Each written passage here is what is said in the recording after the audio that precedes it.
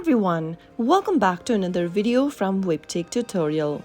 In today's episode, I'm going to be showing you how to download Bitcoin wallet application for your iOS device. So without wasting much of our time, let's dive into the video. First of all, make sure that your iOS device is connected to a stable internet. Once it's done, open your App Store. In the search box, type in Bitcoin wallet and search. Go ahead and look for this application from bitcoin.com that says Bitcoin and Crypto DeFi Wallet. Now tap on the download or the install button and wait until your application is installed on your iOS device. Bitcoin Wallet is the application that stores your Bitcoin private keys and allows you to send and receive Bitcoins. Soon after the application is downloaded, tap on Open to launch open bitcoin.com on your iOS device. Now you can sign into bitcoin.com by entering your email address or sign up if you don't have a wallet yet. So that's how it's easily done.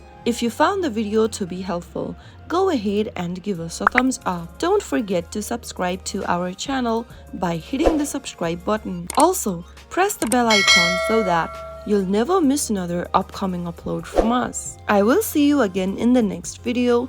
Thank you for watching.